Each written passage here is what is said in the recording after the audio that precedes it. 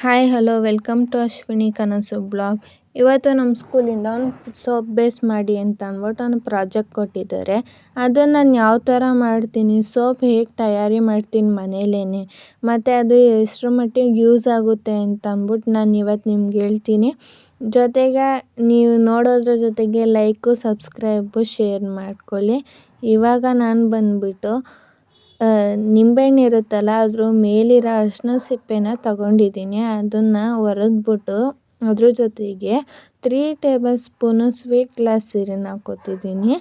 ಅದಾದಮೇಲೆ ಕುದಿಸಿರೋ ಬಿಸಿ ಅಂದರೆ ಫುಲ್ಲು ಕುದಿಸಿರೋ ನೀರನ್ನ ಲೋಟದಲ್ಲಿ ಆರಿಸ್ಕೊಂಡು ಅದನ್ನು 3 ಸ್ಪೂನ್ ಅಷ್ಟೇ, ಜಾಸ್ತಿ ಹಾಕೋಕ್ಕೆ ಹೋಗ್ಬಾರ್ದು, ಹಾಕಿ ಜೊತೆಗೆ ಈಗ ಮಿಕ್ಸ್ ಮಾಡ್ತಿದ್ದೀನಿ.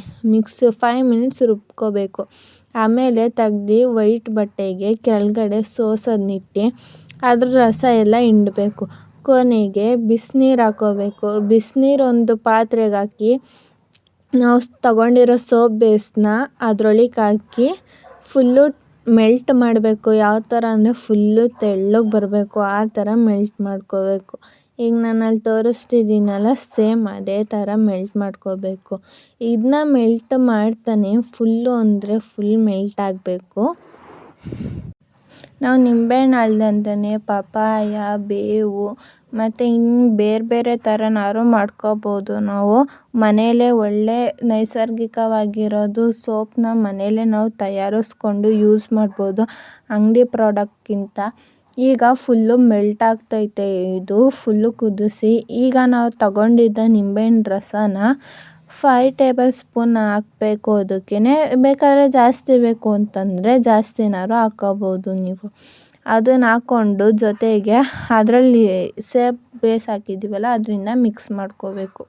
ಫುಲ್ಲು ಅಂದರೆ ಮಿಕ್ಸು ಅದು ಯೆಲ್ಲೋ ಕಲರ್ ಬರಬೇಕು, ಆ ಥರ ಚೆನ್ನಾಗಿ ಮಿಕ್ಸ್ ಮಾಡಬೇಕು. ಈ ಥರ ನೀವು ಮನೇಲೇ ಟ್ರೈ ಮಾಡಿದ್ರೆ ನಿಮಗೂ ಯೂಸು. ನಿಮ್ಮ ಮುಖದಲ್ಲಿರೋ ಪಿಂಪಲ್ಸ್ ಆಗಲಿ ಏನೇ ಆಗಲಿ ಹೋಗುತ್ತೆ ಮನೆಯಲ್ಲೇ ಮಾಡ್ಕೊಂಡು. ಅರಿಶಿನದಿಂದ ಮಾಡ್ಕೋಬೋದು.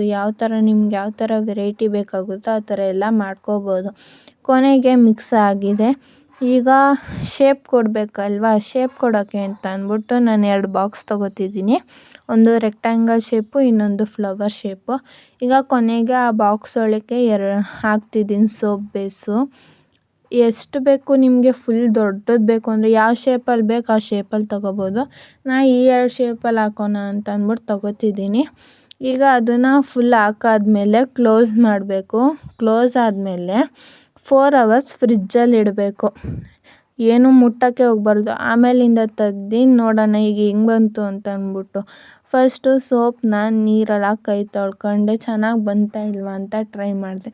ಆದರೆ ಚೆನ್ನಾಗಿ ಬಂತು, ಇಷ್ಟ ಆಯಿತು. ನಿಮಗೂ ಇಷ್ಟ ಆದರೆ ಲೈಕು, ಶೇರು, ಕಮೆಂಟು ಮಾಡಿ ಮರಿಬೇಡಿ. ಇದು ಸಪೋರ್ಟ್ ಮಾಡಿ ನಮ್ಮ ಅಮ್ಮನಿಗೂ please. Thank you so much. ನೀವು ಬೇಕಾದ್ರೆ ಮನೆಯಲ್ಲೇ ಟ್ರೈ ಮಾಡಿ ಕಮೆಂಟಲ್ಲಿ ಹೇಗಿತ್ತು ಅಂತ ಅಂದ್ಬಿಟ್ಟು ತಿಳಿಸಿ. ಹಾಗೆ ಗ್ಲಾಸರಿನ್ ಅನ್ನೋ ಪ್ರಾಡಕ್ಟು ನಾನು ಬಂದು ಮೀಶೋದಲ್ಲಿ ಆರ್ಡ್ರ್ ಮಾಡ್ಕೊಂಡಿರೋದು. ನಿಮಗೆ ಬೇಕು ಅಂದರೆ ಕೆಳಗಡೆ ಟ್ಯಾಗ್ ಮಾಡಿದ್ದೀನಿ ನೋಡಿ. ಈಗ ಬಂದು ನಾನು ಇದರ ಯೂಸಸ್ ಹೇಳ್ತಿದ್ದೀನಿ. ಗ್ಲಾಸರಿನ್ ಚರ್ಮದ ತೇವಾಂಶವನ್ನು ಹೆಚ್ಚಿಸಲು, ಒಣ ಚರ್ಮವನ್ನು ಮೃದುಗೊಳಿಸಲು, ಮೊಡವೆಗಳನ್ನು ಕಡಿಮೆ ಮಾಡಲು ಮತ್ತು ಚರ್ಮದ ಸೋಂಕುಗಳನ್ನು ತಡೆಯಲು ಸಹಾಯ ಮಾಡುವ ಅದ್ಭುತ ನೈಸರ್ಗಿಕ ಮಾಯಿಶ್ಚರೈಸರ್ ಆಗಿದೆ.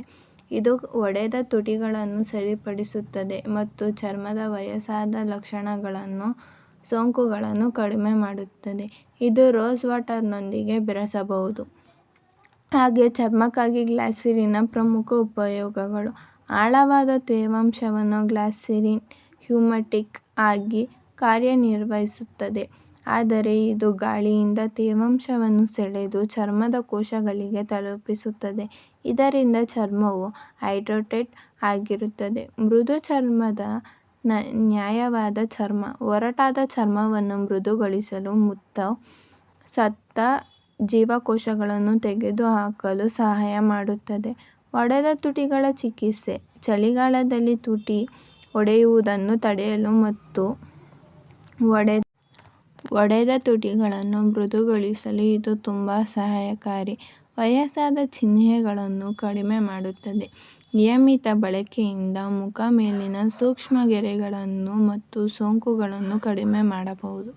ಮೊಡವೆ ಮತ್ತು ಸೋಂಕು ನಿಯಂತ್ರಣ.